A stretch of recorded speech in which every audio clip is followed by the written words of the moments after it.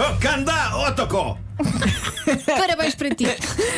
Eu hoje pretendo inaugurar uma novidade. A seguir à voz do Jimba dizer o homem que mordeu o cão, eu irei dizer o nome desta rubrica em várias línguas do mundo. E hoje foi japonês. Ino Kanda Otoko. Olha, diz uma coisa: isto será uma coisa diária?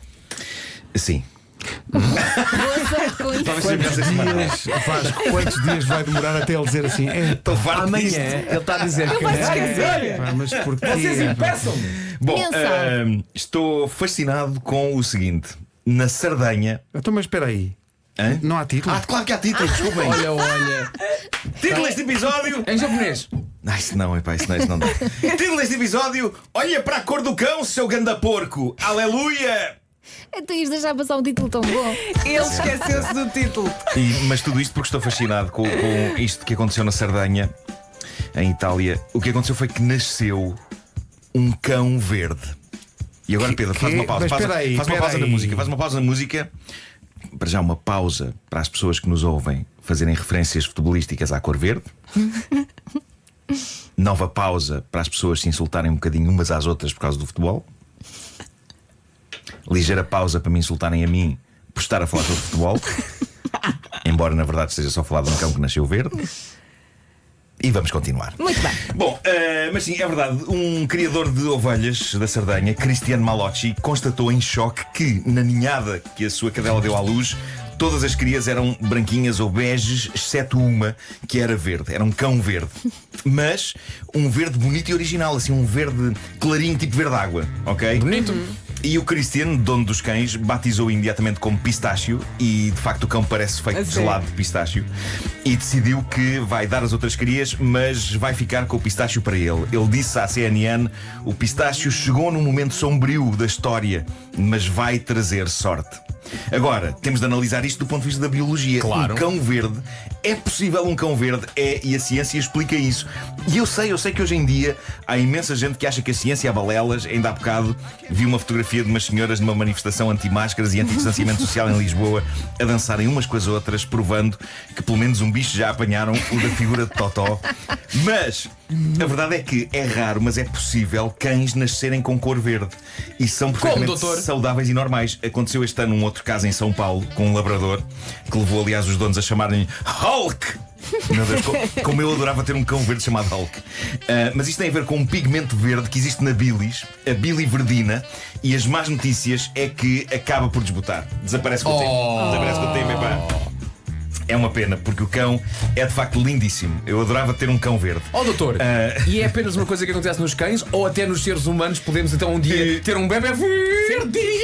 E nos gatos? Acho que é mais, é mais no bicho com pelo. Ok, pronto, ok. Bicho com pelo, Era bicho só com para, pelo. era só para cantar Sim. bebê verde. Em Misturas. qualquer dos casos amadurece, não é? Claro. Amadurece, lá está. Começa verde e amadurece. Bem visto, bem visto. E agora, um par de histórias que mostra como está tudo a enlouquecer e como há homens que dão mau nome ao seu género porque são um misto de porco e de maluco. Vamos num crescendo. Primeiro temos o caso de Tess Wilson. Esta senhora inglesa decidiu usar o Facebook para tentar vender um biquíni. E então ela publicou uma fotografia do biquíni pousado no chão da sua casa. Eis que surge, por mensagem privada, o inevitável badalhoco que escreve a Tess: não se arranjam umas fotografias com ele no corpo para ver como fica. Típico. E a Tess planeava inicialmente ignorar o senhor, mas em vez disso respondeu com um muito solícito: claro que sim, só um minuto. Pá, eu imagino a excitação do tipo à espera, não é? Tio Não, a marido. pensar, finalmente resultou. É o que anda à procura aqui a ver anúncios de pessoas que vendem biquínis e esta senhora. Bom, eis que daí a minutos surge de facto uma fotografia de alguém com o biquíni. Só que não era teste. Ela mandou ao tipo uma fotografia do irmão dela. Lindo. Um tipo musculado com um boné com a pala virada para trás, em cuecas, Eu faria o mesmo. envergando o biquíni.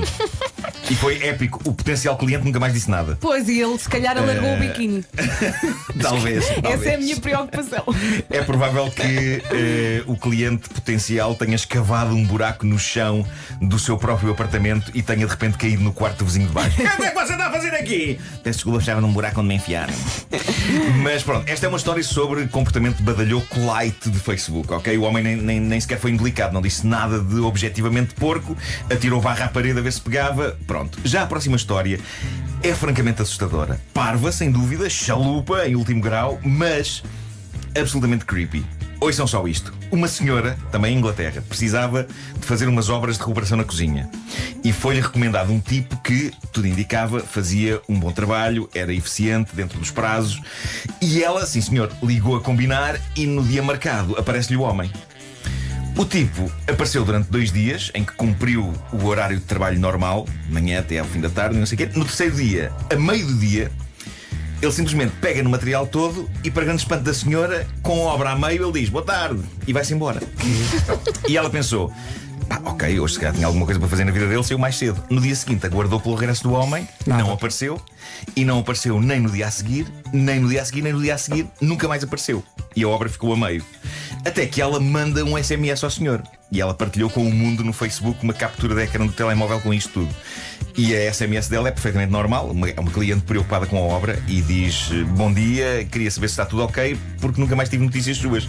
Pode dizer-me quando pretende voltar para acabar o trabalho? Obrigado, Amy. Daí a umas horas surge a mensagem do tipo da obra. E é a coisa mais arrepiante e sinistra que eu já vi, porque ele diz: não vou voltar.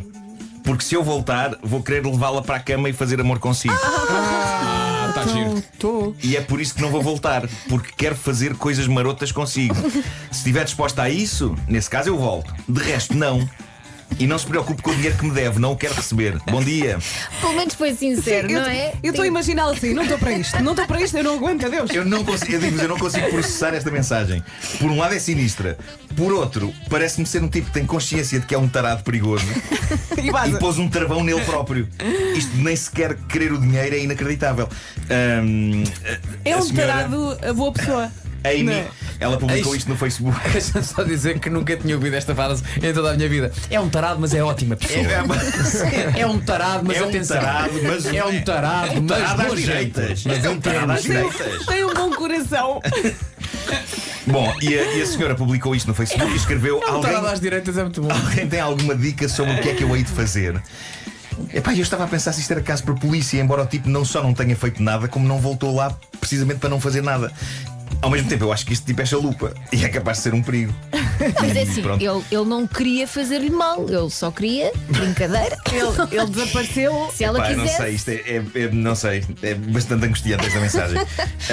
Mas pronto, com um grande sentido de humor, ela acaba a dizer: vendo o copo meio cheio, tenho metade da minha cozinha arranjada e foi de borla.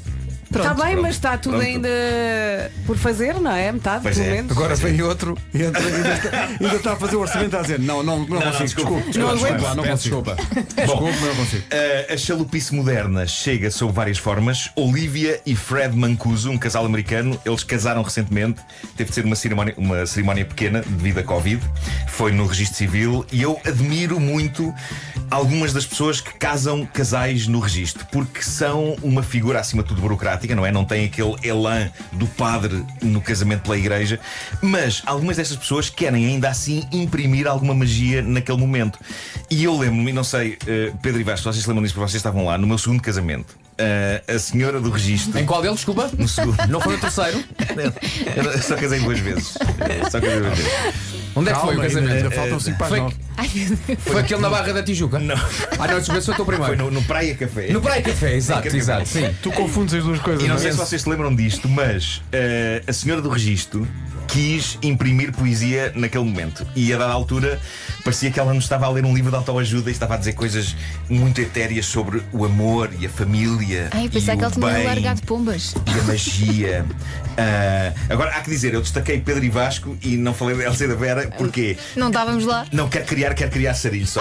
Porque eu, tá na bem. verdade, as odeio. Epá, eu nunca as convidaria para um casamento. Não é verdade. Simplesmente a gente Porque não eu, se no conhecia. fundo, eu quero casar Não contigo. nos conhecíamos na altura. Sim, é verdade. E- Oh, meu Deus, isso quer dizer que tens de casar outra vez para nos convidar. Por Claro, favor. é isso. Vou tratar desse assunto. Quem casa Não, duas, deixem casa três. três. Sim.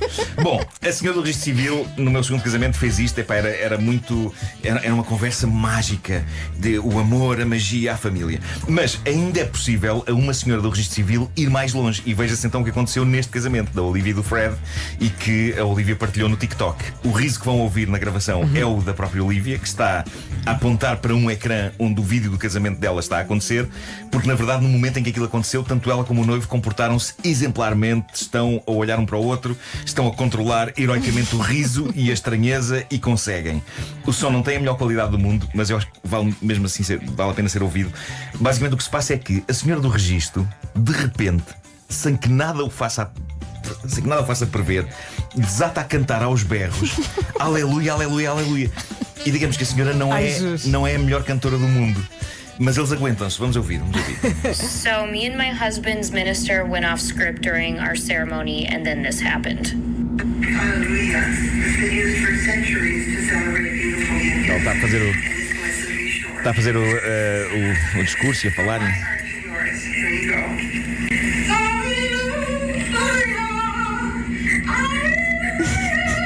Muito alto!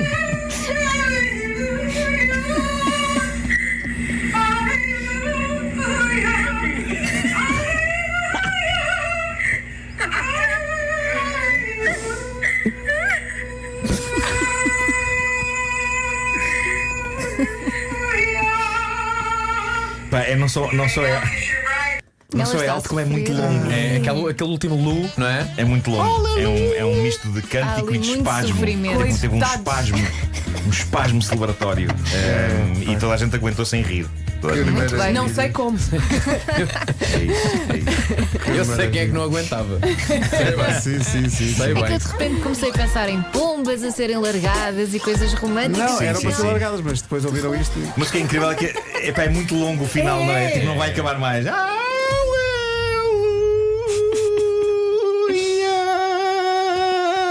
Pá, já estou a olhar para o Mas relógio. atenção, tem havido aleluias recentes muito bons. Destaque também o aleluia recente tocado numa sanfona ao lado de Jair Bolsonaro. Não viste? Isso também foi bom, foi. É verdade, é verdade. Atenção, esse Sim, é o meu sim, favorito sim. do ano, não é? Esse é o meu aleluia.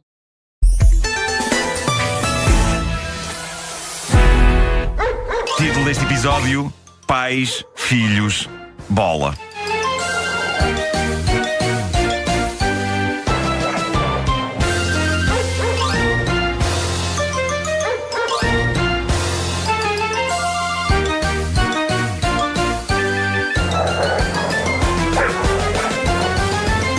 O homem que mordeu o cão. Ora bem, a família da Ana, a minha mulher, é do Sporting. A minha família é do Benfica. Há sérias hipóteses do nosso filho vir a ser do Sporting, porque a família da Ana é composta por muita gente, tudo sportinguistas. Já no que toca à família do meu lado há duas pessoas, a minha mãe e a minha irmã, ambas benfiquistas. Não é desculpa, não podes permitir. Mas é um número avassaladoramente desigual de sportinguistas e benfiquistas na nossa família. E ontem poderá ter A culpa é acontecido... tua que não amas o Benfica com a intensidade merecida. Não, mas de facto o que se passa é que há mesmo um número desigual. E se calhar eu pedia-vos, enquanto benfiquistas, que levassem o meu filho ao futebol. Eu se calhar encarrego-vos, porque vocês no fundo são como se fossem família minha também. Eu não hoje é? vou ligar-lhe, ter uma conversa com ele. Isso, Ó tá bem. Pedrinho, sabes qual é o melhor clube do bom, mundo e dizer coisas. Deixa-me o puto à porta lá em casa na quarta-feira de madrugada. Ontem poderá ter acontecido o evento decisivo para o meu filho apoiar o Sporting para o resto da vida. A Ana levou-o a ver o Sporting Estoril ao estádio. Eu não fui por duas razões, porque apesar de tudo sou do Benfica, mas também porque o meu interesse e conhecimento no que diz respeito ao futebol é praticamente o mesmo que tenho por contabilidade, física nuclear ou retrosaria. E também porque o meu próprio filho, de dedo espetado na minha direção, disse-me: tu não vens porque é dos vermelhos. O que sou incrivelmente fascista da parte daquela meia criança. Ao ir a este jogo, o meu filho começa a sua caminhada no sentido de me passar à frente no interesse e no conhecimento do fenómeno futebolístico, o que me deixa ainda mais isolado no mundo. E não tardará para que eu tenha de usar a famosa frase que Pedro Ribeiro me deu para comunicar com taxistas sobre bola. O futebol já foi mais técnico com o meu próprio filho. Bom, a Ana gravou ontem com o telemóvel algumas conversas sobre futebol que o Pedro teve com o primo dele, o Henrique, durante o jogo. Comentários ao que se estava a passar. Estamos a falar de fãs de futebol com 4 e 5 anos. E eu estava depois a ouvir o comentário deles e estava a pensar: caramba, se os comentários desportivos fossem assim, eu poderia entrar neste mundo e eu próprio poderia ser comentador desportivo, porque a este nível eu consigo perceber. E gosto, e eu veria um programa de desporto que fizesse este tipo de análise e comentário. Vamos ouvi-los aos dois, vamos a isso. Está a acontecer. O Sporting está a ganhar. Não, espera, não era este, é precisamente. É o outro som. Vai sobrar para o menino Sporting uma coça. Não era uma coça, está ali no chão uma coça. Pois. Uma coça não, só que eu vou chamar assim. Gol! Agora quando ele chuta,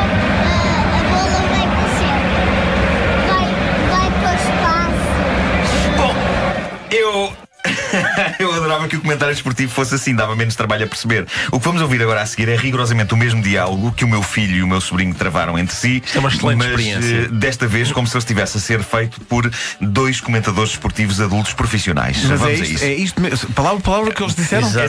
Exatamente. Vamos a isso. Atenção que o Sporting quase passou para aquele menino. Quase. O Sporting magoou-se. Não magoou-se, não. Está ali no chão, magoado. Pois. Magoou-se. Magoou-se. Não magoou-se, não. Só caiu ao chão assim. Pum! Agora, quando ele chuta, a bola vai para o céu.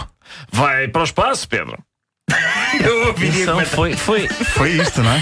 Foi exatamente isto. Comentário desportivo deste calibre. Eu ouviria comentário desportivo deste calibre. Bom, a experiência de ir ver um jogo ao estádio foi esmagadora para o meu filho, apesar do resultado não ter sido o melhor para os sportinguistas. Para quem não sabe, o Sporting perdeu. Com o gol de Evandro, como Wanda Miranda tinha prevenido. Incrível! Vocês viram? Incrível! A Eu Wanda fez uma acertei previsão nos para o DN e dois. disse exatamente isto. Incrível. Epá, o Estoril ganhou por 1-0, não é? Sim, Foi o senhor que marcou? Evandro. O senhor que marcou foi Evandro. E há aqui um momento maravilhoso. Evandro tem feito uma ótima época e anda a ser cobiçado pelas equipas principais. Fixaste isso? Pois eu sobre isso não posso dizer nada. Há aqui um momento maravilhoso na gravação dos comentários feitos pelo meu filho sobre o jogo a que estava a assistir. É maravilhoso porque pode ser um sinal de esperança em como talvez eu não fique sozinho na minha ignorância sobre as coisas do futebol. Como eu disse, o Sporting perdeu com o Estoril por 1-0, mas cá está. Este era o comentário do meu petis sobre o ponto da situação. Está a acontecer. O Sporting está a ganhar. E o Estoril não está a ganhar. O Sporting é o mais forte. Olha a bola. Agora a ganhar. Agora vamos ver. Bom, das duas uma. Ou ele vai perceber tanto futebol como o papá, e assim o papá não vai ficar sozinho na família no seu desconhecimento sobre futebol, ou talvez esta análise se deva ao facto de ele ter só 4 anos de idade. E na verdade, só pelo facto de ter ido este fim de semana ao estádio ver um jogo, ele já me está a ganhar. Mas é tramado isto dos miúdos crescerem. Eu penso que estou a atravessar os meus últimos dias de glória como o Cristiano Ronaldo privado do meu filho. No pátio lá de casa, ele ainda olha para o meu domínio da bola como um trabalho de mestre e eu tiro partido disso para o espantar, mas eu tenho a impressão que mais dia menos dia ele vai começar a olhar para o meu desgraçado trabalho de pés como algo que, afinal, é ridículo. E isso é muito triste, pessoal, porque nós estamos numa fase em que, quando acidentalmente a bola vai parar a casa do vizinho, devido a um dos meus pontapés estúpidos, o meu filho bate palmas e aclama-me. E eu ouço isto na minha cabeça. Dos Queen! Por esta outra música.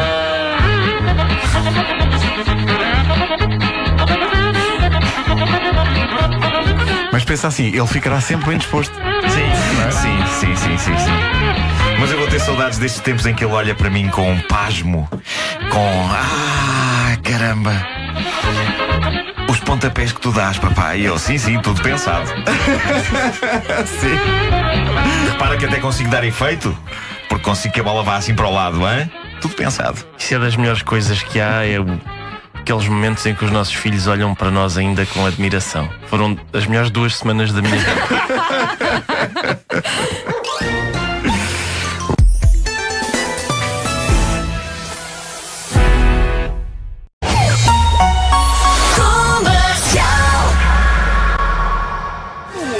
Mordeu o cão. Título deste episódio: Nas grutas do Afeganistão, combatendo Darth Vader. Bom, Wanda, dá-lhe aí com a música. Quer já? É já. Então bora lá. Penso que é possível dizer, sem medo de errar, que estamos todos histéricos com o facto de faltar um mês para a estreia de Star Wars Episódio 7, O Despertar da Força. A sério, eu acredito piamente que por esta altura até as pessoas desta equipa que nunca ligaram à Guerra das Estrelas estão loucas para ver. Eu aposto que daqui a um mês o nosso Pedro Ribeiro estará numa sala de cinema de olhar fascinado a ver o novo tomo da saga, bem como a nossa produtora Margarida Moura. E no caso dela, da Margarida, há que dizer que aqui há umas semanas ela timidamente veio perguntar-me qual a ordem ideal para ver os anteriores 6 filmes. E eu fiquei E tu comovido. aconselhas Eu começar fiquei comovido. pelo fim, que é o início, não é? Para quem tem dúvidas, a ordem ideal é evidentemente 4, 5, 6 e só depois 1, 2, 3. 1, 2, 3. Porque 4, 5, 6 tem revelações bombásticas que, por esta altura, toda a humanidade já sabe, mas mesmo assim pode ser que alguém não saiba. E percebe-se, claro, basta ver a ordem para perceber que faz todo o sentido, não é? Sim. As pessoas quando aprendem a contar, Sim. é 4, 5, 6, 1, 2, 3. 3, é isso. Claro, É sim. isso, é isso. Mas pronto, está instalada a loucura e eu tenho de desabafar convosco sobre isto. Eu estou em stress. Estou em stress porque não sei se vou conseguir ver o filme na semana de estreia. E eu tenho de ver o filme na semana de estreia. Vocês percebem que eu tenho de ver o filme na semana de Eu tenho estreia? isso com os filmes do Tarantino. O meu caro amigo Filipe Melo comprou uma resma de bilhetes para uma das primeiras sessões do filme, mas eu temo que me tenha sido marcada uma coisa qualquer de trabalho para essa noite para a qual ele comprou bilhetes, o que muito sinceramente me revolta. Revolta-me. Avisa já a tua manager Revolta-me como é que há que não pessoas... poderá acontecer. Não, mas eu já falei com ela sobre isso. Dizer, tu não me vais marcar nada para a noite da estreia do Star Wars. E ela, as pessoas não percebem. Como se fosse uma coisa com Tens de pouca dizer à importância, Anabela, né? pá, estou a falar a sério. Eu até estou embargado, mas eu revolta-me como é que há pessoas ou empresas a marcar coisas para a noite em que estreia o episódio Não 7. percebe, não quando é percebe. sabido que o mundo devia parar para se concentrar nesta coisa tão grande e tão simples que é Man, é o episódio 7. A minha esperança é que as pessoas simpáticas da Disney me arranjem um bilhete para uma antestreia qualquer. Eu não sei que antestreia. O que eu sei é que eu tenho de ver o filme logo na primeira semana. Recentemente, Ana Galvão, minha mulher, disse-me uma coisa que me chocou. Ela ousou dizer-me casualmente, como se nada fosse. Ela disse-me o seguinte: se calhar vamos ver o Star Wars quando passar a loucura toda dos primeiros dias. Pessoal, eu acho que estava a jantar. Pensaste, temos de dar um tempo. Quando ela me disse aquelas palavras, eu estava a jantar. Eu creio que os talheres me caíram das mãos com o choque. Não. O Star Wars não se vê quando passa a loucura toda. Por 2 razões. Uma, porque um fã sério vê logo assim que a fita chega às salas, não é? E a outra, porque vivemos na filha da mãe da era da internet. E 2 horas após a primeira projeção do filme no mundo, os segredos da história vão estar espalhados por todo o lado. Pois é. E por isso eu estou um bocadinho estressado. Eu não nego que estou um bocadinho estressado. Eu só sei que terei de ver o filme na semana em que estreia, nem que eu parta a espinha. E neste momento Mas ainda não tenho. Mas não faças isso, não partas a espinha. Está bem, mas não faças isso. Olha, eu não tenho garantias. Estão a perceber que eu não tenho garantias nenhumas. Tenho aqui um dilema para ti. Conseguirei esse feito. Falta um mês e eu não tenho garantias. Não tenho garantias. Imagina o seguinte. Sim. Imagina o seguinte. Tens a possibilidade de ver o Star Wars no dia de estreia, mas na primeira fila, mesmo em cima do ecrã. Ou podes ver passado um dia em que tens a hipótese de ver na internet muita coisa sobre o filme. Sim. No entanto, tens um lugar muito melhor e vês e ouves melhor. O que é que fazes? Respondo facilmente a essa questão. Vou ver no primeiro dia mesmo lá à frente. Na primeira fila. Nem que tenha que estar constantemente a olhar para um lado e para o outro do ecrã, acompanhar as naves. E depois vou ver no dia seguinte outra vez já num lugar melhor. Muito bem. Também tenho um desafio para ti. 1327 vezes 434. Não sei. Mas obrigado por esse desafio. Bom, vem este desabafo a propósito do seguinte. A loucura provocada pelo Star Wars, quando combinada com outro tipo de loucura infinitamente mais séria, que é a terrível tensão que há no mundo provocada pelo terrorismo, resulta em coisas insólitas. Depois de meio mundo ter tentado associar os pobres Eagles of Death Metal a músicas e a cultos satânicos e muita coisa bizarra e sem sentido ter sido dita por basicamente todos os canais de televisão sobre esta banda, eis que acontece outro tipo de barraca, desta vez na TVE, envolvendo o universo Star Wars e o terrorismo. Num programa de informação matinal, creio que foi ontem que aconteceu, um jornalista e comentador espanhol, o Sr. J. Abril, estava super empenhado a explicar, usando gráficos e animações de computador, as origens do Estado Islâmico. Ele estava a falar da Al-Qaeda enquanto berço de onde saíram as pessoas desta organização terrorista, e na imagem para onde ele estava a apontar viam-se os símbolos da Al-Qaeda e do Estado Islâmico, um saindo de dentro do outro. O do Estado Islâmico estava certo, mas no lugar do símbolo da Al-Qaeda devido a uma confusão inacreditável, estava o símbolo da Aliança Rebelde da Guerra das Estrelas. Não posso. Que ainda por cima, quem não sabe, são os bons da Guerra das Estrelas. Eu estava a ver a imagem daquilo com umas letras por baixo a dizer Al-Qaeda e eu juro-vos por momentos, deu-se ali um momento de confusão na minha cabeça. Eu juro-vos que a minha reação instintiva foi: valha-me Deus que eu tenho no guarda-fatos uma t-shirt de Al-Qaeda. Isto é cómico, mas ao mesmo tempo mostra que há de facto uma tremenda falta de cuidado em algum jornalismo atual. E não é só cá, no país em que um canal de televisão disse que os Eagles of Death Metal eram uma banda que cantava canções dos Eagles em versões heavy metal. Isto foi dito num canal português. Que ninguém vos tente enganar a dizer que este tipo de coisa só acontece cá. Não, genericamente isto está mal em todo lado.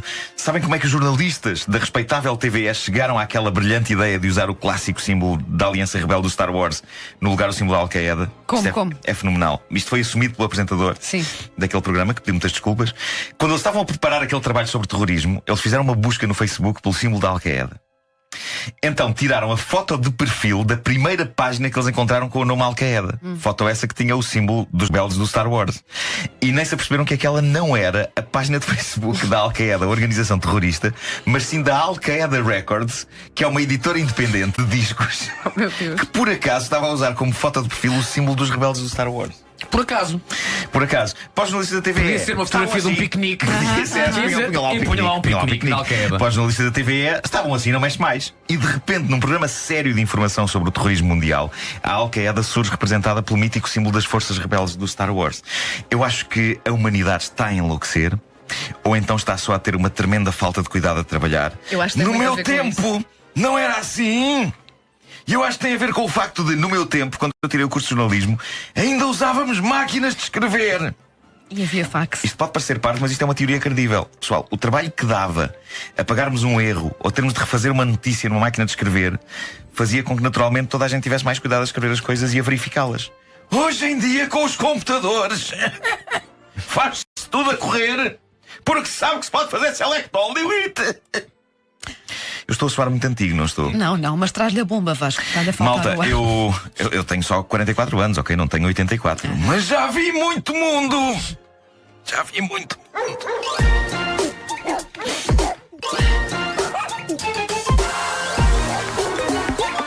O homem que mordeu o cão. Daqui a uma hora a mais. Rádio Comercial. Vamos aqui um reparo.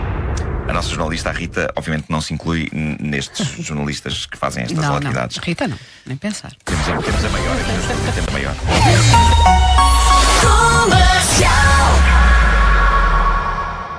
O homem que mordeu o cão. Bom dia, Facebook! Olá, Facebook. Olá. Título deste episódio: não urina aí, seu urso, que vem aí, meu sogro. Bem. Olha, sabes o que é que este mosaico me faz lembrar hoje? Vocês lembram-se que há uns anos na TV Cabo que havia um canal que era o Mosaico, que tinha os canais todos em quadrícula? Sim. Claro. Lembro-me disso. Inclusivamente o famoso canal 18 que eles a da altura tiraram. Canal 18? Que canal é esse? No Marco? Eu não tinha esse canal. Pois não. Era espera, canal. estás a falar obviamente do canal Viver. Nunca isso, vi, mas já ouvi falar. Claro que sim. Mas não sei se vocês se lembram que houve uma altura em que o Mosaico deixava num dos quadradinhos o canal 8 acontecesse lá o que estivesse a acontecer. E eu lembro-me de estar em casa com a família, não sei o quê, e de haver um cantinho em que estava de facto a acontecer catacum. Mas olha, porquê que em família era o canal do Mosaico que estava ligado? Estávamos a ver o que é que poderia estar para dar. E de repente estava ali catacum. Muito bem. Bom, Conta lá. antes de mais, eu estou furioso porque o meu bairro está em obras e já vos tinha dito isto no outro dia. E então é natural que haja ruído durante esta edição do Homem que Mordeu o Cão. Sei que há muito pó, há pó entrando pela casa dentro. Pó e calor, que sonho.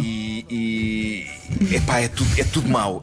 Eu neste momento eu ofereço esta casa a quem quiser. Quem é que quer esta casa? Eu ofereço esta casa. Olha, Nuno, por falar em casa, desculpa lá, antes de começares, já houve aqui um ouvinte que colocou a questão, e é a questão que toda a gente está a pensar: o ar-condicionado portátil já chegou? Funcionou bem, já chegou. E é ótimo. É ótimo. Afinal, o pinguino valia a pena?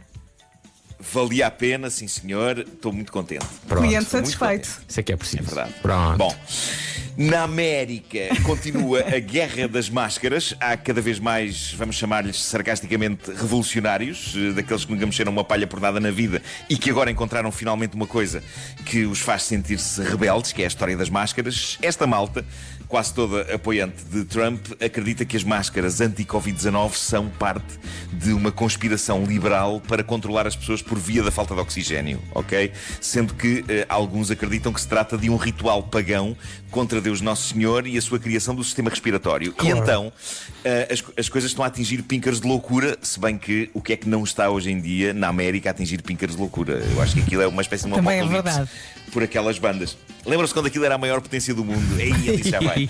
Bom, mas pronto, este fim de semana, num sítio da América chamado Roseville, numa loja de telemóveis, num shopping, um grupo de 3 pessoas entrou numa altercação com o pessoal da loja porque recusavam-se a usar máscara. Aquelas pessoas não queriam usar máscaras e o pessoal da loja disse: pá, tem que usar, senão tem que se ir embora. E a coisa começou a azedar e os empregados decidiram ligar para a polícia, para o 911, o número das urgências lá na América, e aquilo que se ouve na chamada é extraordinário. Ouve-se primeiro a pessoa a dizer: há aqui umas pessoas que se recusam a sair e recusam-se a usar máscaras, já lhes foi pedido várias vezes e recusam, e agora a senhora desse grupo está a baixar as calças e exatamente está a urinar dentro da loja. Está a urinar dentro da loja. Isto aconteceu. Uma senhora, neste grupo de clientes que se recusava a usar máscara, decidiu baixar as calças e urinar no soalho do estabelecimento. É neste ponto que estamos na América. É neste ponto que estamos. Agora é um sítio onde as pessoas que votaram no tipo que está à frente dos destinos da nação se sentem autorizadas para urinar no chão de lojas que lhes peçam para fazer uma coisa que elas não querem fazer, que é usar máscara para não perdigotar eventual coronavírus para cima dos outros. Perdigotar? Eu juro. Belo verbo, Marco. Perdigotar. Eu sou ótimo a inventar verbos. Acho que este não existe. Não creio. Mas eu juro, eu não percebo esta embirração com as máscaras, mas sei que também há cá malta assim. É um bocado chato, sobretudo com o calor. Mas ainda assim eu acho que há coisas mais chatas, tipo entalar os testículos numa gaveta, por exemplo. Sim. Isso é um bocadinho chato. Dizem eu acho que dói. As pessoas deviam dar valor ao facto da proteção requerida contra o coronavírus ser basicamente usar máscara e lavar as mãos. Imaginem se fosse entalar os testículos em gavetas. As senhoras estavam livres dessa. Vera, tu não passavas por isso. Já ouvi dizer. Embora eu sinta que há senhoras com testículos maiores que alguns homens, felizmente metafóricos e impossíveis de entalar em gavetas.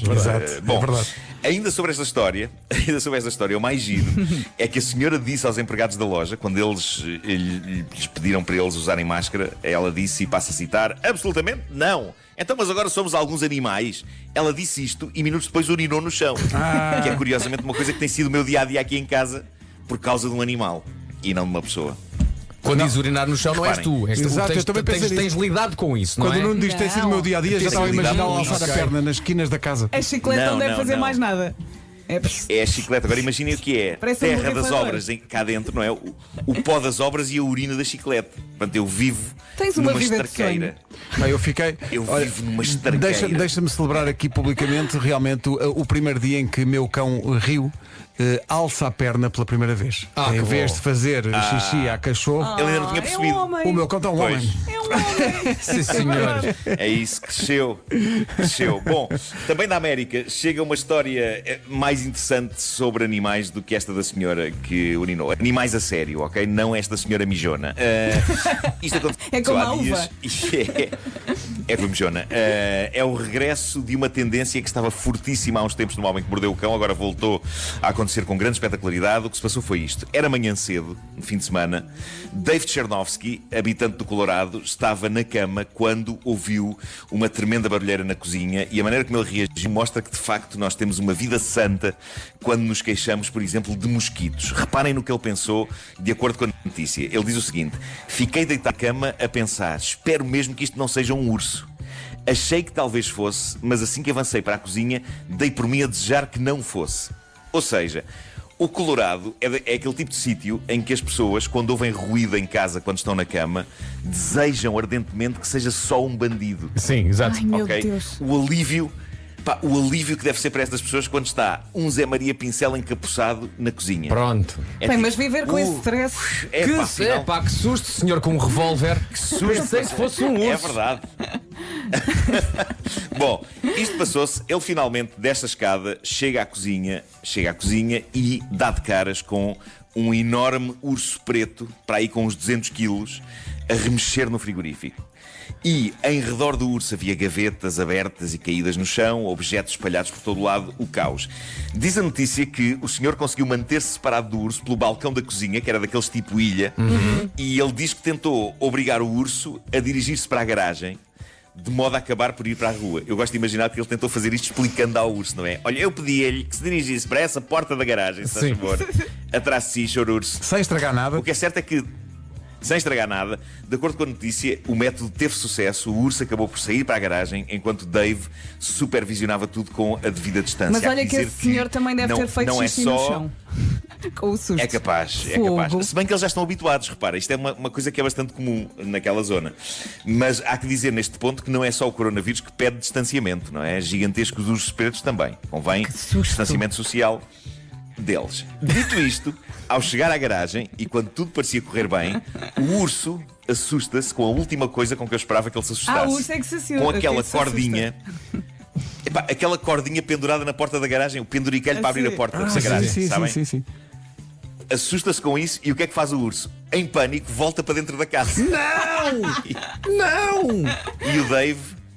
E o Dave a ver tudo com a devida distância e preocupado que o urso subisse as escadas até ao quarto onde os seus gêmeos de 12 anos de idade dormiam. A dada altura, o Dave teve a coragem de enfrentar o urso. Diz que ficou frente a frente com ele. Parece que houve uns segundos de tensão em que nada aconteceu, tipo filme de cowboys. Ao que o urso acabou por quebrar o silêncio. Como? Diz o Dave, deu-me uma chapada na cara que me mandou ao chão. E atenção, uma chapada de urso, é? Olha que querido. Atenção. Ele explica, na entrevista que deu à CNN, ele explica que, isto para quem não sabe, ao contrário do que parece, as patas dos ursos não são suaves e almofadadas. Não é como o puff, não é como o pu. Não, a partir daqui, com cortes e unhadas na cara que iam levando um olho, ele entrou em modo vale tudo e diz que desatou aos gritos com o urso para o expulsar de casa e que, incrivelmente, isso resultou. Resultou. O urso acabou por sair da casa devido aos gritos do homem.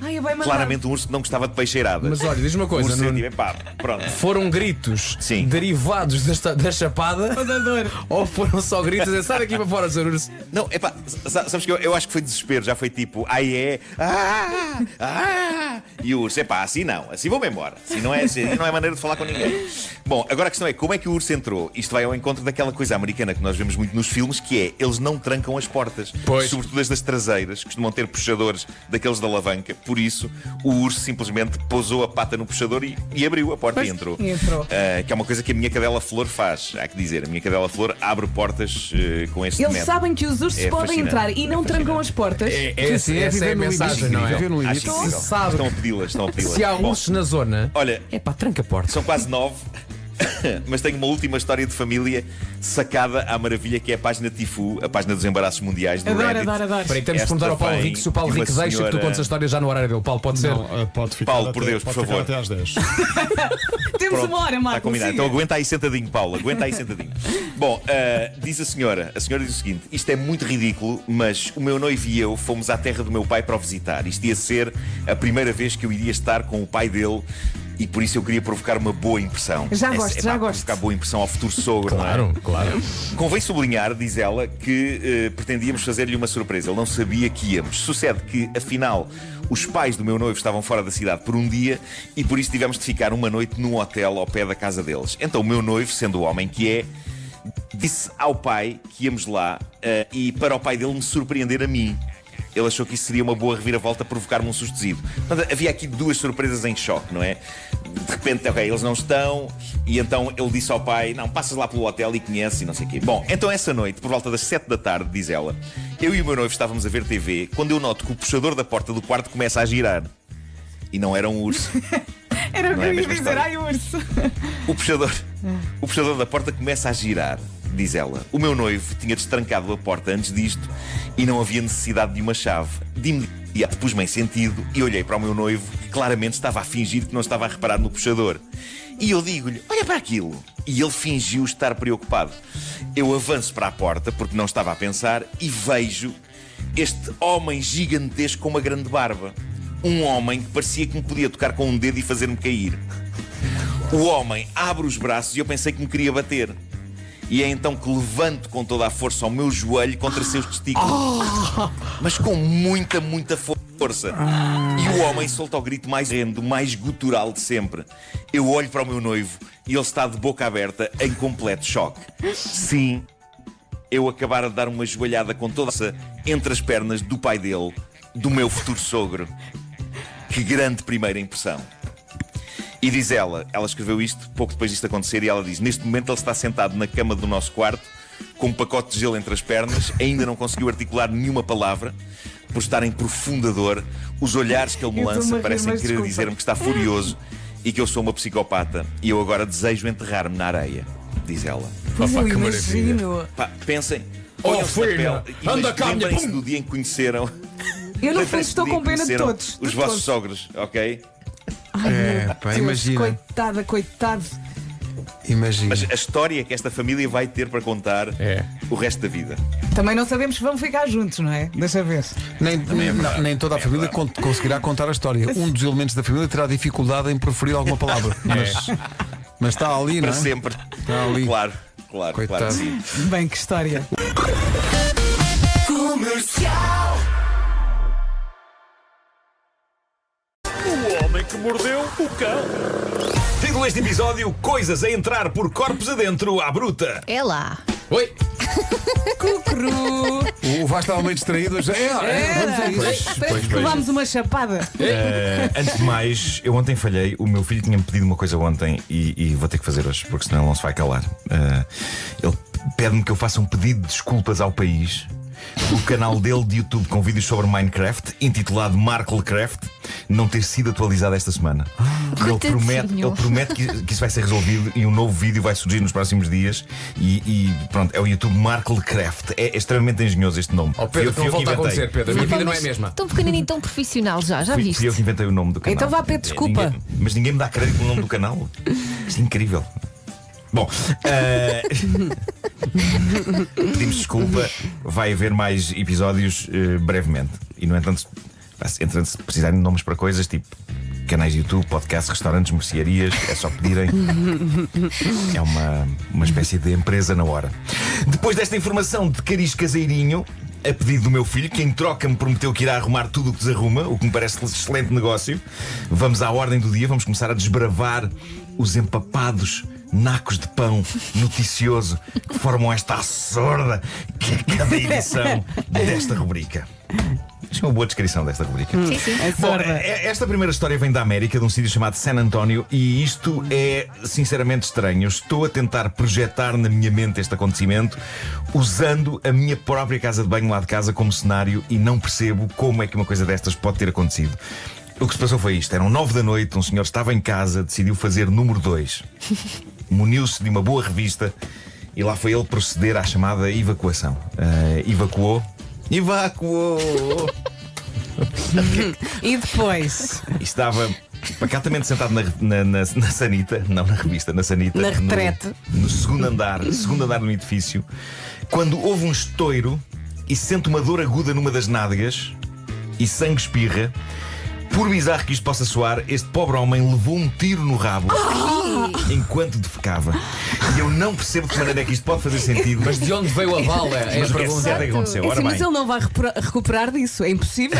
Ele nunca mais vai fazer número 2. Nunca mais. Pelo nunca menos mais. ali. Não, sem dúvida. Como? A polícia acredita que os tiros foram disparados do outro lado da rua e há testemunhas a dizer que podem ter sido disparados de dentro de um Mustang vermelho que passou ali pela rua naquele momento. Mas fez ricochete. Ninguém sabe como é que isto aconteceu. Ninguém sabe. A vítima não está no mundo do crime, é apenas um pacato senhor que só queria evacuar. E nisto leva um tiro numa das nádegas, estando sentado na sanita.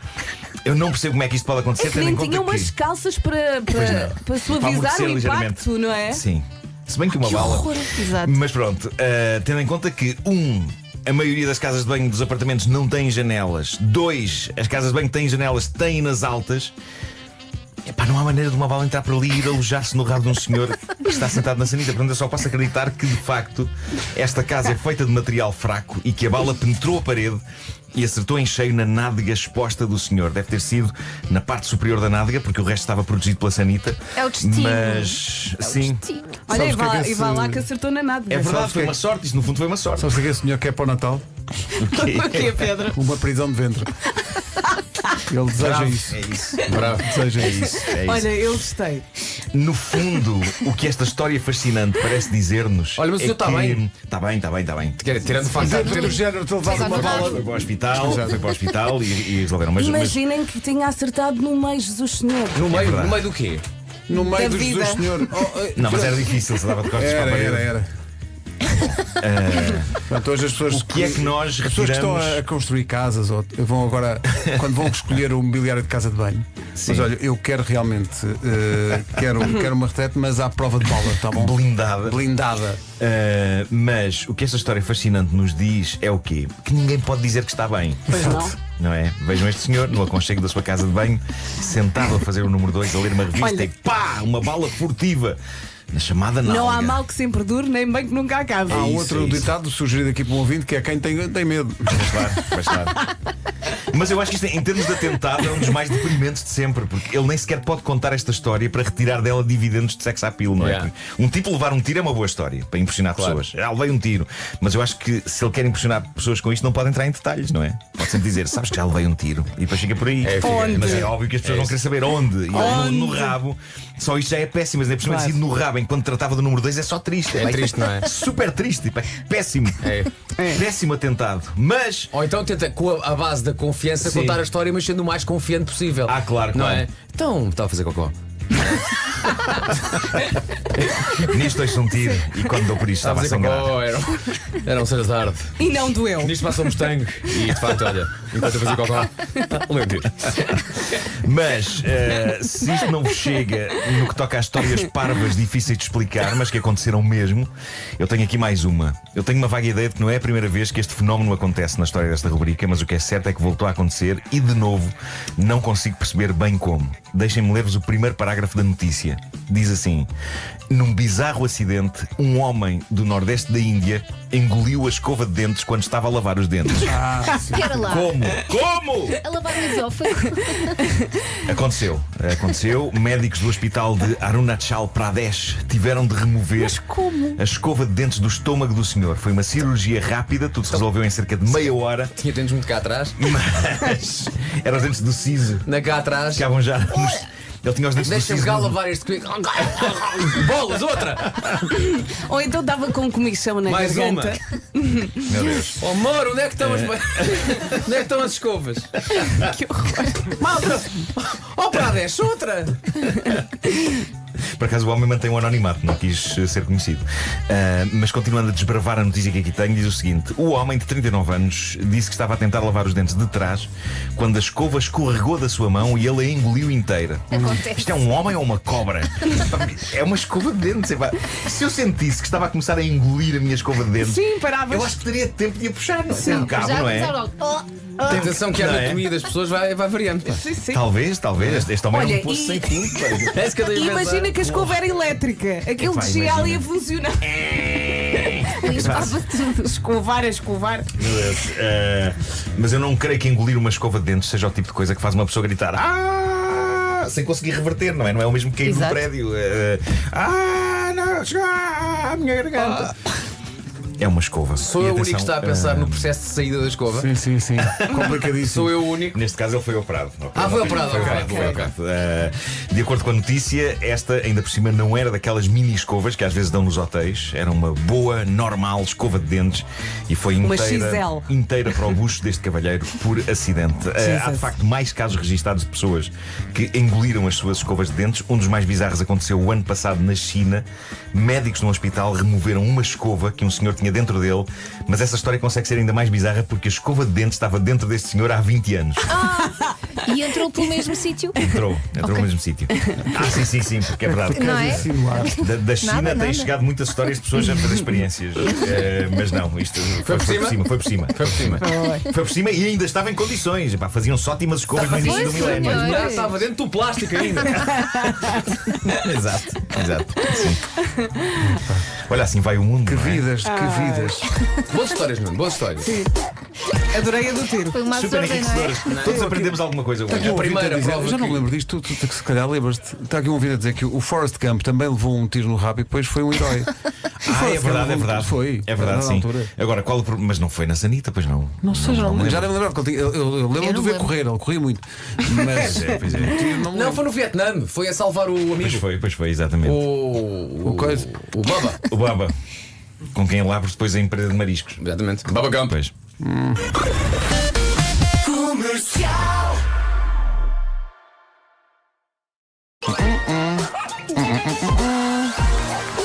O homem que mordeu o cão. Título deste episódio: a espécie humana a ser parva e os animais a serem sexy. Já me assustei. Bom, isto é soberbo. Num sítio da América chamado Claremont, um homem de 61 anos, Bruce John Homer, estava frustrado e furioso. De acordo com as declarações que ele prestou à polícia, há muito que ele andava irritado com o comportamento de certos condutores num cruzamento ao pé da casa dele. Um cruzamento onde, diz ele, os automobilistas não respeitam o sinal de stop e estão quase sempre à beira de provocar tremendos acidentes. O homem tentou, por várias vezes na vida dele, chamar a atenção das autoridades para o terrível risco de acidente devido à condução perigosa. Como não obteve resposta, eis a razão pela qual este cidadão preocupado está agora na cadeia. Basicamente, como ninguém parecia ligar ao que ele dizia sobre o comportamento dos condutores naquele cruzamento e sobre o risco de acidente, ele decidiu provocar um acidente. Portanto, o que ele fez foi mandar o carro dele com força e vigor para cima de um Jeep que, lá está, não respeitou o sinal de stop. O condutor do Jeep ficou meio abananado, mas diz que ainda se lembra nitidamente de ver o sujeito sair do carro, o carro todo amolgado, obviamente, E dizer, vem. e de dizer: se o senhor tivesse parado no sinal de stop e se as autoridades fizessem alguma coisa antes de alguém morrer, isto não tinha acontecido. Obrigado e bom dia. É isso que a câmara não vê. É, fundo exatamente. é isso. É isso e as couves gigantes da Couves parede. gigantes da parede Bom, também. o homem tomou a prevenção rodoviária nas próprias mãos, provocando um acidente que podia ter sido grave e por isso foi acusado de agressão violenta e condução perigosa, mas é provável que depois disto vão pôr ali uns semáforos. Bom, é provável que tenhamos de aplicar o epíteto de maluco a este senhor, mas por um lado ele sacrificou-se pela segurança rodoviária. Eu acho que há um certo heroísmo nisto. Eu gosto de ver o copo meio cheio. Não sei vocês, mas eu gosto. Bom, gosto também. Não sei se é heroísmo que se aplica Não, é aqui. capaz de ser estupidez. Não, é capaz, sim. É capaz. Bom, eu adoro golfinhos e sim, é verdade que há histórias de golfinhos que se passam e que tentam inclusivamente levar a cabo amor não consensual com humanos que se cruzem no seu caminho, mas ainda assim eu adoro golfinhos. São criaturas incríveis e inteligentes e aqui há tempos eu li um artigo que dizia que a única coisa que impediu os golfinhos de se tornarem melhores do que nós foi o facto de eles não terem as nossas mãos. Os golfinhos, com um polegar oponível, tinham ido longe e possivelmente o mundo seria hoje um lugar melhor. O nosso espetáculo Christmas in the Night seria feito com golfinhos. Já pensaram nisso? Cantava melhor. Nós Pensávamos estaríamos alguns. sossegados nas nossas casotas, nos quintais dos nossos donos golfinhos. Exato. E eles podiam pronto. bater palmas. Claro. Só que não tem polegar oponível perante azar. Ficámos nós a espécie inteligente e o mundo está como está. Seja como for, continuam a chegar estudos maravilhosos sobre o quão espetaculares são os golfinhos. Agora chega este estudo que vem da Austrália. Cientistas australianos acabam de descobrir um novo ritual de acasalamento dos golfinhos que inclui presentes. São golfinhos que levam presentes às fêmeas e que têm 100% mais Não possibilidades pode. de ter direito à ação sexy do que golfinhos que não levam nada e que chegam à frente só com o seu charme. Golfinhas a dizer, Realmente as mulheres são todas iguais. Colar de pérolas repara, para mim. O charme de um golfinho não posso parece passar à frente suficiente. disto. Parece suficiente um charme. Porquê que o golfinho se chama Manel? Ui. E porquê que um presente para um golfinho, uma golfinha, seria um colar de pérolas? Eu não. Antes de mais, porque não Manel? E segunda coisa, um colar de pérolas é intemporal. Sim. Eu acho que sim. Porque não? Porque Mesmo não? é intemporal. isso é. Toda a gente fica bem. Toda a gente fica bem, É bom. mesmo um golfinho. Agora, que presente? A verdade é que os golfinhos têm E a que vida. banda sonora para o ritual de acasalamento, não é? Sim. Um waka waka. Claro. Do Barry White dos golfinhos. Passa com Vasco Palmeirinho. O que é que. O Barry White dos golfinhos. De certeza que eles têm lá um. Tem lá um. Não, isto é a orca. Isso é a orca, não confundas uma orca com um golfinho. Bom, a verdade é que os golfinhos têm a vida consideravelmente mais facilitada do que nós, humanos, a este nível. Todo homem sabe a tarefa árdua que pode ser comprar um presente para a namorada ou a esposa. Às vezes é difícil, porque parece que já demos tudo e que estamos condenados a desiludir e é um stress louco. E por favor, não façam como um amigo meu que, num aniversário da mulher e perante a angústia de não ter conseguido encontrar nada, decidiu oferecer à mulher um cheque. Nem sequer foi um cheque de uma loja, deu um cheque bancário. Deu um cheque bancário. Mas convém valor ou sem valor? Com valor. Cheque que ela terá rasgado em vários pedaços, de acordo com as descrições do que aconteceu. E com razão. Não há muito romantismo num pedaço de papel com valor escrito. Mas encontrar presentes para as caras de metade é tramado. Mas de acordo com este estudo australiano, não há nada que as fêmeas golfinho queiram mais do que esponjas. Esponjas? Não me refiro a esponjas de banho, esponjas no sentido marítimo. A espécie esponja. Diz o estudo que para uma golfinha ficar absolutamente doida com um golfinho e pronta para o amor, basta o macho aparecer junto dela com uma esponja do mar. Uma esponja do mar e uma dança de acasalamento fazem o trabalho. Não garanto que isto funcione com a espécie humana. Caso alguns dos nossos ouvintes estejam dispostos a tentar isto com uma esponja de banho, de repente comecei a imaginá-los a levar a cabo danças agarrados a uma esponja. E foi muito triste. As fêmeas humanas não se deixam encantar facilmente com esponjas. Não percebo, Vera. Não percebo. Trouxeste aí umas esponjas. As espécies animais estão a descobrir formas mais criativas de amar. Nós temos muito a aprender com elas. Com os golfinhos, temos também com os caracóis, mais precisamente com os caracóis japoneses. E este estudo com que vou terminar esta edição do Homem que Mordeu o Cão ainda é melhor que o dos golfinhos. O que se passa é que a maioria dos caracóis, vocês acompanhem-me nisto, Ele já está a maioria dos caracóis tem a espiral da sua casca para a direita, mas alguns caracóis têm a espiral da casca para a esquerda. Os órgãos genitais destes caracóis, vamos chamar-lhes o caracol canhoto, não é? Sim. Ok. O caracol canhoto. Como a artista brasileira. Adriana Caracol Canhoto. Bravo. Os órgãos genitais do caracol canhoto são no lado oposto da cabeça, o que fazia com que estes caracóis não conseguissem fazer amor olhos nos olhos com outros caracóis. E durante muito tempo era assim que eles faziam. E uma pessoa pensa, são caracóis, não é? Não há ali prazer envolvido, há apenas e um instinto de procriar. Alberto, já não olhes para mim. Exato. Noto que o caracol é Alberto, tal como e o golfinho é Manel. O golfinho era Manel. Claro. Eu fiz um esforço para não repetir nomes. Sim. Mas portanto, as pessoas ficam a pensar, os caracóis têm só o instinto de procriar, querem lá saber de olhar ou não nos olhos do parceiro. Pois bem, de acordo com este estudo, está a constatar-se que há uma nova geração de caracol que quer olhar para o parceiro quando a magia está a acontecer. Então os cientistas estão a reparar que estes caracóis estão a retorcer a sua genitália e tudo só para poderem ficar olhos nos olhos com o parceiro durante o ato do amor. Eu acho isto bonito. Eles estavam a sentir a falta disso. O mesmo estudo conclui também que alguns destes caracóis estão a usar pequeníssimas meias de ligas para aumentar o sexo ativo. Esta parte é falsa. Certo. Agora, não sei se já viram caracóis no ato do amor. Eu vi uma fotografia e é incrível. Eu quero ver um vídeo, não uma foto. Não digas isso. Vocês são pessoas esquisitas, não é? Vocês são muito, muito estranhos. Mas de um canhoto. Não me digam que vocês não gostam de snail porn. Que mordeu o cão.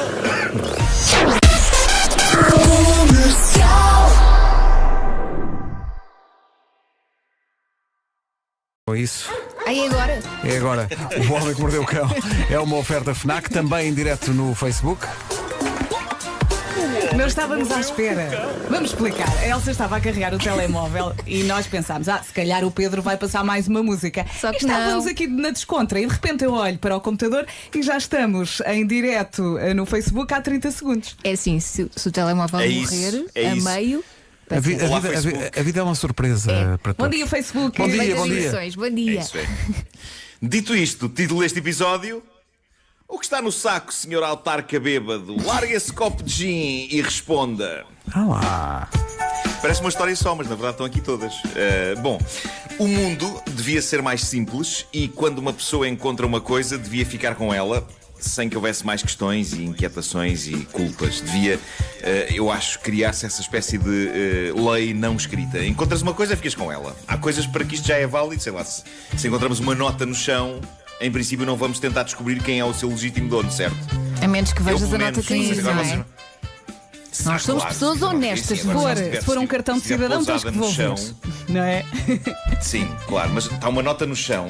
Não vais dizer de quem é isto? De quem é isto? Até porque há um Zé Maria Pincel qualquer do outro lado da rua que diz é meu. Fica com ela. Bom, mas agora reparem no que se passou com esta família da Virgínia, na América. Eles decidiram dar uma voltinha na sua carrinha para combater a depressão do confinamento. Fizeram com as devidas medidas de segurança e nem iam sair da carrinha, só dar uma volta no bairro para arejar. E é então que, a dada altura, veem o carro à frente deles dar uma guinada para se desviar de um enorme saco.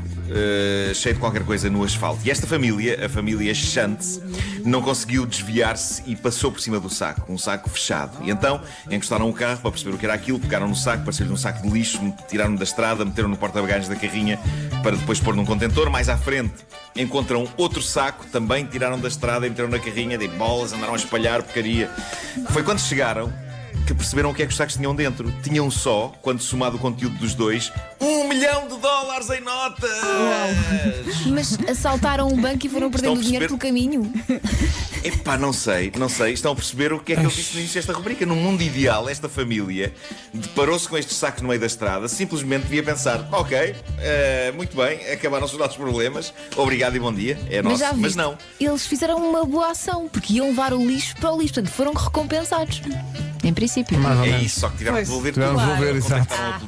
Contactaram a polícia e agora a polícia local está a investigar qual a proveniência daquele dinheiro. Eu diria que não será a mais legal das proveniências. Em princípio não será. Sacos de plástico pretos daqueles do lixo. Não sei. Não me cheira que aquilo seja o resultado de angariação de fundos para arranjar o telhado da igreja. Mas olha que abrir um saco desses é um momento de grande felicidade. Epá, sim, imagina. Psicologicamente deve ser uma. E deve haver um pequeno instante em que tu pensas: vou epá, ficar com ele. É nosso. Exato. Depois de repente pesa, depois pesa tudo o resto e epá, não. Pronto, vamos lá devolver. Mas, epá, seja o que for, é aquela malta devia ficar com $1 milhão. Encontras $1 milhão, abres $1 milhão, metes no banco, comes. Caviar e outras iguarias. Sim. Bom. Do Peru chega a história fascinante, obrigado Elsa por esta história, do Presidente da Câmara, que não só não dá bom exemplo aos seus municípios, como o faz de uma maneira que eu considero espetacular. Não é um bom exemplo, volto a dizer, o mais certo é este tipo ser uma besta, mas pontos por originalidade para este tipo. O indivíduo em questão é então Jaime Rolando Urbina Torres, é presidente da Câmara de uma pequena cidade no sul do Peru e é um tipo que, apesar de ser o autarca local, estava debaixo de olho das autoridades pelo seu completo desprezo pelas mais elementares normas de segurança em época de coronavírus. E então, há umas noites, ele saiu com os amigos e foi para um bar beber, conversar e conviver. E a polícia soube disto e decidiu então aparecer. E é então que Jaime, presidente da Câmara, tem a ideia do século para tentar escapar às autoridades. O que é que ele fez? Uma daquelas ideias que parece tanto mais genial quanto mais álcool uma pessoa tiver no sangue. E o senhor presidente da Câmara tinha bastante. Então, antes da polícia entrar, Jaime Ronaldo mete-se dentro de um caixão aberto. Estava mesmo bêbado. Com uma máscara de segurança sobre o nariz e a boca. E ali fica estendido de olhos fechados. E foi nesses preparos que a polícia o encontrou. E acho que os amigos ainda tentaram dizer: não, então isto é um velório deste nosso amigo. E nós estamos a beber para esquecer. Vou-te dizer uma coisa, Nuno. Quando vejo em novelas ou em filmes ou o que seja, cenas em que os atores estão dentro de caixões, penso: pá, nunca na vida, nunca. Era incapaz. Mas o caixão estava aberto. Faz uma confusão. Mesmo Mas assim. aberto, quando estão olha, quando cenas de velórios e tal. Não consigo conceber a ideia. Agora, sim. Não. Este homem o presidente da Câmara tentou enganar a polícia, fazendo-se passar por morto com uma máscara de segurança no rosto dentro de um caixão aberto. A notícia não esclarece o que dias fazia um caixão vazio num bar, mas depreende-se que o presidente da Câmara o teria levado para lá, o que significa que tinha este brilhante plano para enganar as autoridades já pensado. Isto foi uma coisa premeditada por um bêbado, torna tudo ainda mais chalupa. E mostra que este homem está sempre bêbado. Esta história é maravilhosa. Há fotografias do homem deitado ali de olhos fechados. O detalhe de ele ter posto uma máscara na cara antes de deitar é notável. É tudo perfeito em toda a sua imperfeição e completo disparate. É provável que ele agora seja demitido do seu cargo. Acho bem. E consta que não será reeleito. Acho bem. Os municípios locais já não podiam com o homem e isto foi água. Ou deverei dizer, da aguardente. Sério. Bom, para terminar, uma história que adorei. É uma história que não tem nada de espetacular. Tem só a ver de tão pequena e insignificante como um copo. Um copo vazio. No entanto, esta história é magia pura. Isto é magia pura. Daniel Very é o protagonista, é um jovem inglês. Teve uma ideia muito fofa para um presente de aniversário para a namorada. Como ela é fã de gin, ele encontrou um site que personaliza copos de gin.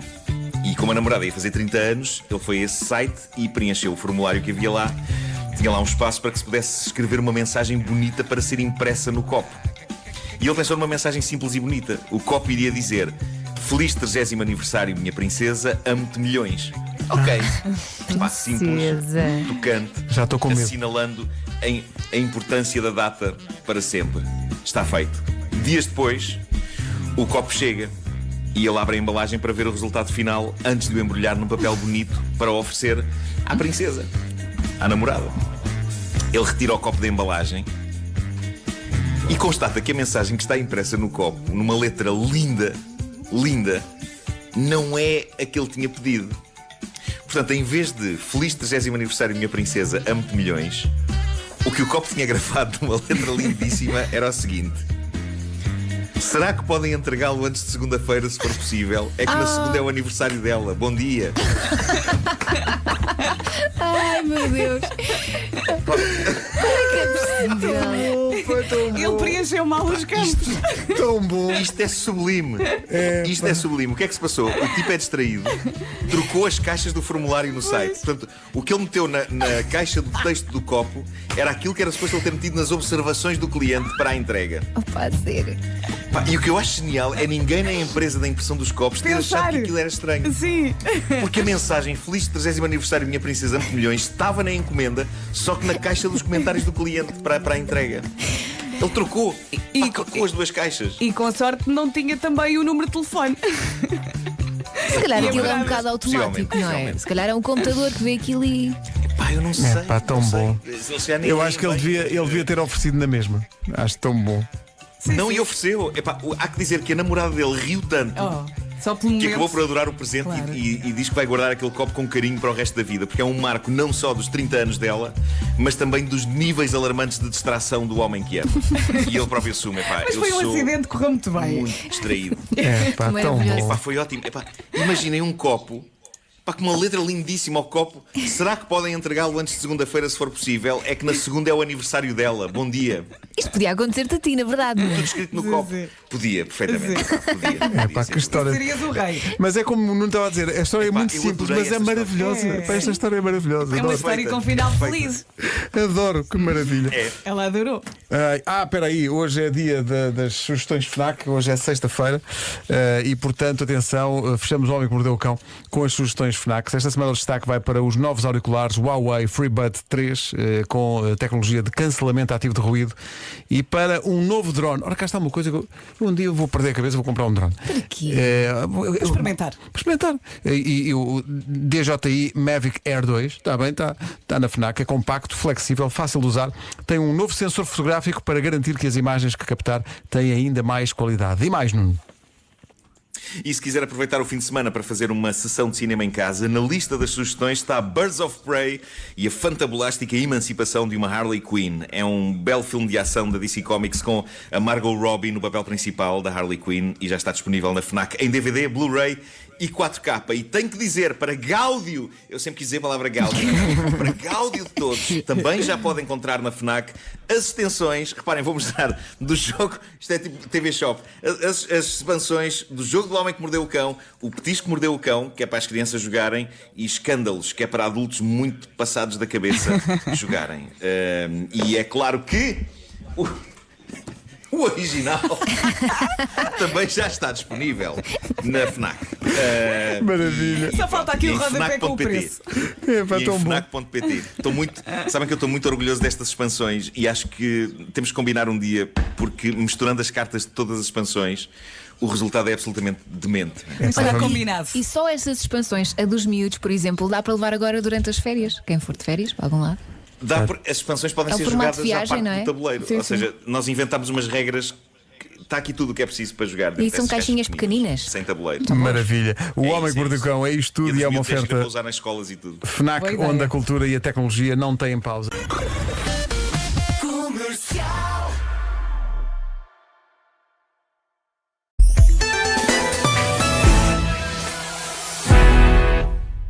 Título deste episódio: O meu entusiasmo para...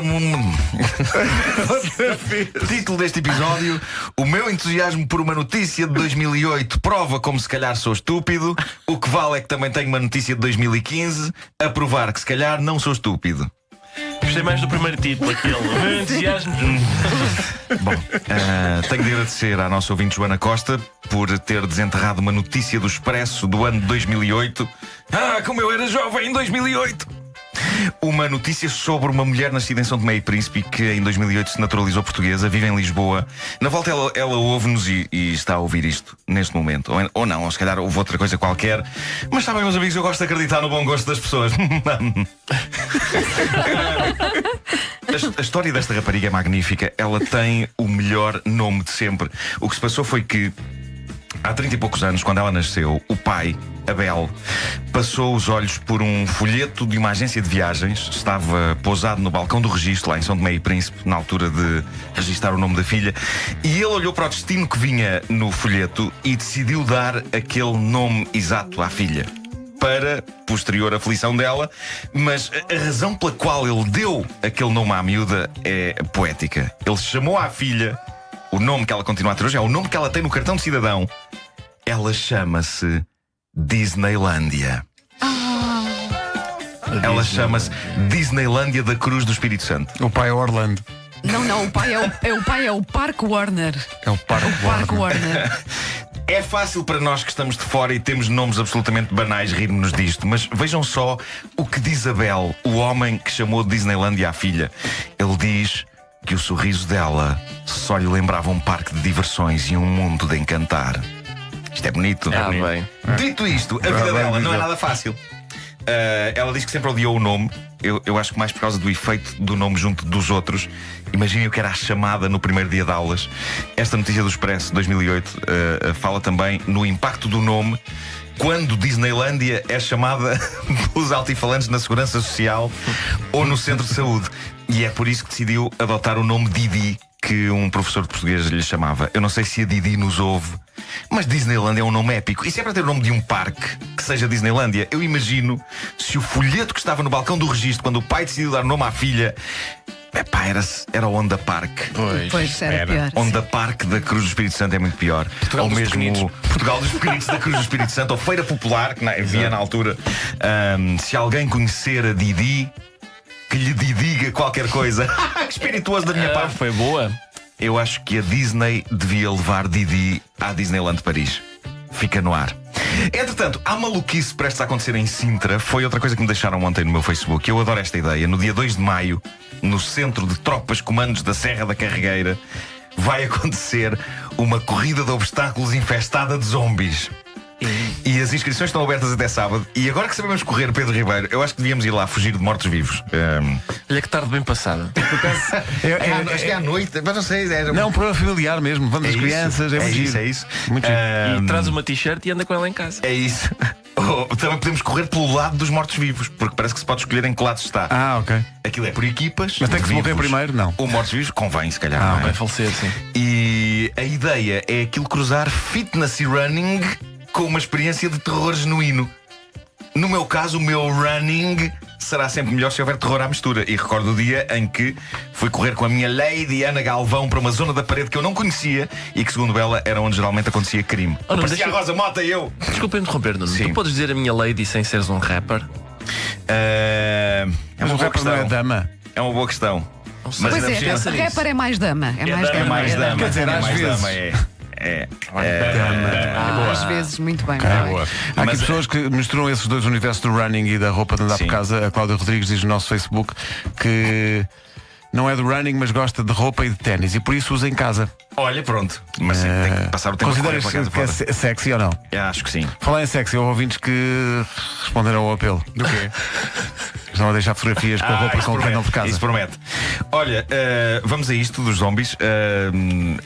Eu acho a ideia doentiamente boa. Sobretudo se o pessoal que fizer de zombie levar o papel a sério e tentar, eu não digo comer ninguém, mas pelo menos ferrar uma dentada. Sim, dar uma só para dentadinha. sentir o Sim, gostinho, sim, não é? sim, Porque ainda por cima isto é bem intencionado, que a ideia é angariar fundos para as novas instalações do Conservatório de Sintra. Excelente. Seja como for, como purista dos filmes de zombies, eu devo dizer que esta ideia dos zombies a correr é coisa nova. Porque qualquer purista de filmes de zombies sabe que o zombie não é? O zombie é um indivíduo que se arrasta penosamente às exato. mulheres. O zombie é um indivíduo que se arrasta. E do qual é fácil fugir.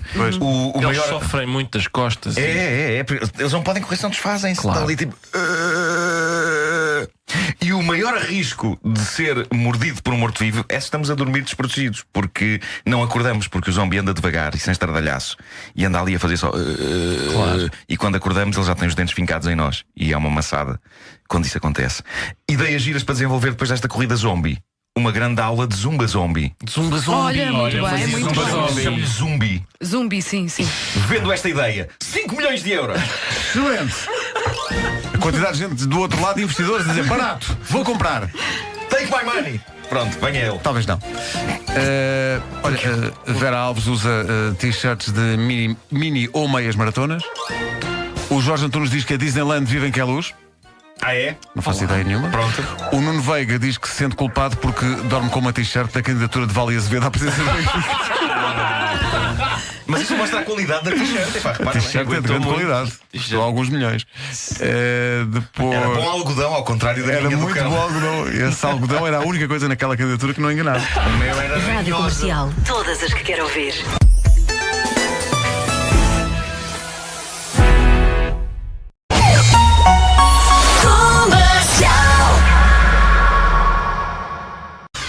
Bom dia, pessoal. É só para dizer, para pedir desculpa ao Marco. Ainda não comprei o teu livro. Desculpa, mas eu compro antes do Natal, está bem? Beijinho. Um pedido de desculpa e uma promessa. Mas ele compra antes do Natal. O livro chama-se O Homem que Mordeu o Cão, os Clássicos, e é muito bonito. E de capa dura. Tem capa dura. Bom, título deste episódio: Perigo na estrada, magia no ar. Eis que chega a notícia da perseguição automóvel mais espetacular de sempre. Eu não sei se espetacular é a palavra certa. Provavelmente houve perseguições mais espetaculares do que esta, mas esta ganha sem dúvida prémio de originalidade. Isto passou-se na América, em Columbus, no estado de Ohio. A polícia reparou numa mulher que estava a conduzir um carro de uma maneira que, de acordo com os agentes da autoridade que testemunharam o acontecimento, era errática. Enfim, a senhora parecia estar a guiar sob o efeito de qualquer coisa, andava aos esses, pelo que a polícia achou por bem levar a cabo uma perseguição para deter a senhora antes que sarilho valente acontecesse. A perseguição acabou por ser muito mais longa do que a polícia julgava, atingiu velocidades muito mais alucinantes do que se esperava, estendeu-se ao longo de uns 60 km e os carros, o da senhora e o da polícia, chegaram a andar a uns 160 km/h. E 160 a hora, naquele estilo de condução algo peculiar da senhora, podia ter descambado em tragédia. Milagrosamente não descambou. A polícia conseguiu, a dada altura, encurralar a senhora, e foi quando saíram do carro e se aproximaram da senhora que os agentes da autoridade perceberam exatamente qual o produto sob o efeito do qual a senhora estava a conduzir perigosamente. Nada mais, nada menos do que essa coisa terrível para a condução chamada cereais de pequeno almoço. Se conduzir, não coma cereais de pequeno almoço em simultâneo. Esse é que foi o problema aqui. Os polícias perceberam que a razão pela qual a senhora estava a conduzir de forma perigosa e errática foi por uma simples razão. Ela decidiu levar para o carro uma taça cheia de cereais com leite. E ficou a ver E uma estrelitas. colher. Sim. Mas para mim a questão é pôr leite primeiro ou cornflakes? Isso é que é a Lá está, essa é a grande questão, não é? E se o leite estava frio ou morno, e se o cornflake estava estaladiço ou mole, que é uma discussão que sempre que nós levantamos aqui gera sempre reações.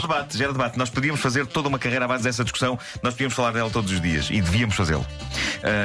Porque. Mas é uma discussão rica. E nós aqui temos grandes decisões a esse nível. Tu gostas do cereal morno? Não, para mim, E eu o só meu ponto consigo é que conceber é frio. indiferente. É indiferente. Pronto, comes, não é? Sim. Pronto. Mas pronto, a senhora estava a tentar desesperadamente conduzir o carro enquanto ia comendo os cereais de uma taça com leite e com uma colher. O que é épico, mas nunca é demais frisar, não tentem isto. Eu sei que hoje em dia nunca temos tempo para nada e temos de apostar no multitarefas. As senhoras costumam ser melhores do que nós nisto de fazer duas coisas ao mesmo tempo, mas comer cereais com leite numa taça usando uma colher e ainda controlar um volante e as mudanças, é melhor não. É melhor não. Isto nem a mulher mais multitasking consegue fazer. Mas pronto, ela tentou, depois assustou-se com o facto de ter polícia à perna e desatou a fugir a 160 a hora enquanto comia cereais de uma taça. continuava assim. Imaginem a chafurdice que não ficou naquele carro. Bom, ontem regressámos a algo que nós adoramos aqui, essa maravilhosa invenção brasileira que tanto furor faz no YouTube, chamada tradução vocal. Isto é uma forma de arte da qual o lendário Clayton Basso que recordámos há bocadinho. Que recordámos há bocadinho e que passámos há muitos meses já. Ele é um dos expoentes disto, mas eu percebi esta semana que há de facto muita gente, muitos brasileiros de voz possante, a levarem a cabo esta verdadeira mania que tantos fãs conquista. Basicamente, eles põem a tocar um grande sucesso pop, geralmente são baladas, isto funciona melhor com baladas, e depois, no fim de cada verso cantado no original, surge então a voz de um narrador que traduz cada verso para português. Ontem conhecemos a obra de DJ António Ramos, interpretando de forma muito comovente o clássico I Want to Know What Love Is dos Foreigner. Hoje vou ter de vos brindar com a voz de Jorge Barros, que faz uma magnífica tradução declamada de uma das minhas baladas favoritas dos anos 80, o Imortal, e lá está Eternal Flame das Bangles. Eu sugiro que, neste momento, quem nos ouve encoste sua cabeça à cabeça da pessoa amada. Se não tiverem por perto a pessoa amada, encostem a cabeça a qualquer pessoa que se sinta confortável. Se estiver a conduzir, não encosta a cabeça, porque depois não vê a estrada. É isso. Sim. Se estiverem sozinhos em casa, encostem a vossa cabeça a uma parede, mas devagar. Sim. Vamos então banhar-nos neste spa de música e declamação que é Eternal Flame das Bangles, com declamação sentida de Jorge Barros. Fazendo eu próprio uma coisa destas. Já fizeste? Já fizeste? E declamando música que vou fazer em direto. Okay. Música que escolhi, seminal composição de 1976, da autoria do músico francês Jean-Michel Jarre, Oxygène 4. Vamos a isto. Mas já perceberam a ideia, não é? Acho que isto não vai muito mais longe que isto. Olha, Nuno, foi giro, gostei muito, mas. Estava mal traduzido. Não. Houve ali umas falhas de tradução. Não, mas amanhã podias mesmo fazer com uma balada. Eu acho que tens voz para isso. Está bem, eu vou pesquisar uma boa balada. Uma boa balada dos anos 80 e faz amanhã com uma balada, por favor. Mas gostei muito dela. Esta foi muito boa. Não é? Mas também quero melhorar. Também quero ouvir com uma balada, se faz favor. Então vá.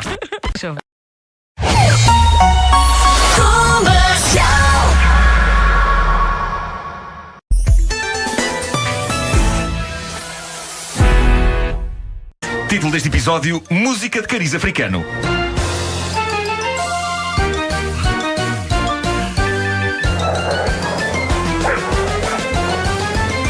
O homem que mordeu o cão. A música africana está na moda. O sucesso de artistas como o Anselmo Ralph ou o Matias Damasio abriu portas, e depois do que eu tenho aqui para vos mostrar, se calhar abriu demasiadas portas. Algumas se calhar deviam permanecer fechadas porque podem dar sarilho. O Filipe Silva, é nosso ouvinte, mandou-me uma canção africana que ele gostava muito que nós passássemos aqui. E eu lembro-me que o clássico Vim Devolver, do Matias Damasio, criou alguma celeuma junto de algumas mulheres devido ao conteúdo algo machista da letra. A questão aqui é que o Matias é um santo. É um santo quando comparado com Ézio. Ézio, o artista cuja obra me enviaram ontem. E olhando para a capa do disco, ninguém diria Ézio. Parece um jovem trovador pacato, de guitarra nas mãos. O álbum dele chama-se singelamente O Dia a Dia. Não há nada que indique que o Ézio seja mais do que um jovem bem intencionado e simpático cantando as suas trovas. A questão é que dentro deste álbum, Ézio tem a seguinte canção. Vamos ouvir. Muito obrigado por isto. Ficámos todos mais ricos, não é? Muito obrigado. É preguiçosa. O Homem que Mordeu o Cão é uma oferta Homes Place. Este mês cumpre os seus objetivos. Oferta da primeira mensalidade. Saiba mais em homesplace.pt. E novo Toyota iGo. A gente diverte-se. Esta mulher não presta, é preguiçosa. Cozinhar. Não sabe cozinhar, não limpa o chão. O homem que mordeu o cão. Eu adorei unhas a rimar com unhas, confesso. Unhas a rimar com unhas. Porque eu acho que muitas vezes nós andamos em busca de rimas e partimos a cabeça quando simplesmente podemos repetir a palavra. Por que não? E pitel com pitel também. Também rima com pitel. Esse pedaço de magia. Sim. Que maravilha. Eu acho que a palavra pitel é maravilhosa de se usar em canções. Até devia usar em mais versos. Claro. Sim. E mesmo na vida, pá, eu se calhar gostava de chegar ali ao restaurante e dizer: então, que pitel tem hoje? Mas podes. Posso, não posso? Pode ser mal entendido e depois dar saída. Pois é.